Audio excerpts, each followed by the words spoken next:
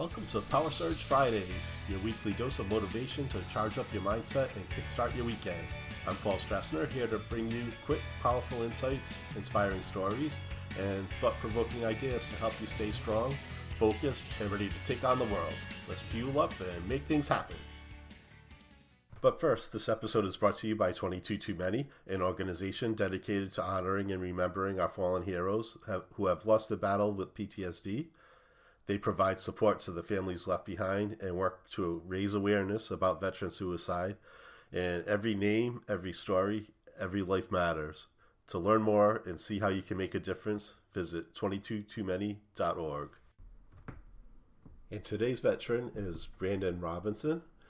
Brandon was born in Virginia Beach, Virginia. We moved back to Moyock, North Carolina when he was 10. Brandon wanted to join the Marines when he learned of the Marine barracks bombing in Beirut, Lebanon. Brandon loved motocross starting from age 6. He loved the outdoors. His true love was fishing, and Brandon was also a thrill seeker. I think that's why he joined the Marines. He was honorably discharged in October 2011. We were so happy when Brandon came home. We felt he was safe. Little did we know that Brandon never came home. Not our Brandon. I believe an empty shell came home. I see it so clearly now. Now I want to do all I can to share Brandon's story in this fight for our 22 vets we are losing on a daily basis. His death was ruled service-related PTSD. That was shared by his mother, Stephanie. Brandon was a veteran of the U.S. Marine Corps who served 2 tours in Iraq and Afghanistan and was a proud member of the Color Guard. He was a student at Elizabeth City State University, where he was nearing his degree in industrial engineering with a minor in mechanical engineering. He graduated from Kinston Aviation School and had obtained his private pilot's license. Brandon was a hard worker who lived life to the fullest and enjoyed fishing, motocross, being outdoors, and spending time with his family who loved him deeply. He was an honorable Marine and had a great love for his country and the brothers he found along his journey. He was dependable and responsible father and loved his daughter wholeheartedly. His beautiful spirit will live and remain in the hearts of all who knew him and loved him. Brandon, we will be lost without you. We will miss you every minute of every day. Rest in peace until we meet again. So thank you for your service, Brandon, and our thoughts are with you. Now on with the show. Today we are paying tribute to a true legend, Gene Hackman. He passed away recently at the age of 94, but his story of perseverance and reinvention will live on as an inspiration to all of us. So let's talk about his journey. Gene Hackman wasn't a Hollywood golden boy straight out of the gate. In fact, he was told he wouldn't make it.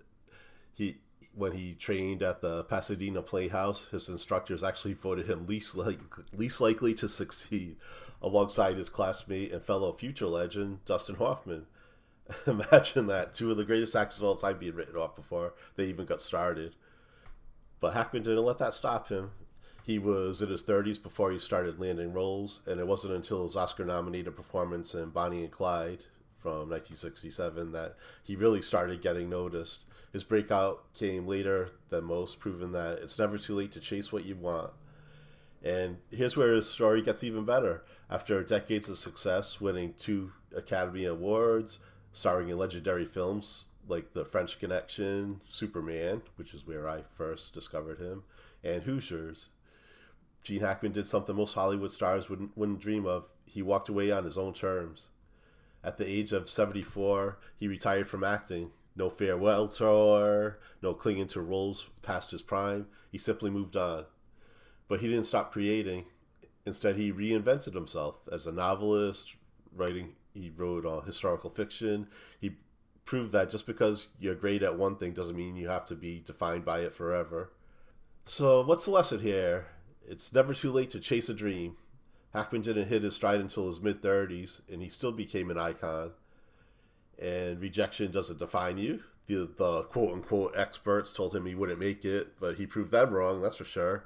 And you can always reinvent yourself, whether it's a career pivot, a new passion, or stepping away to create your your own terms. The power to change is always in your hands. If you've been hesitating on making a move, feeling like it's too late, or worrying about what others might think, take a page from Gene Hackman's story, reinvent, reimagine, and own your journey. So that's your power surge for today. Now go out there and make things happen. And remember, be excellent to each other. And party on, dudes!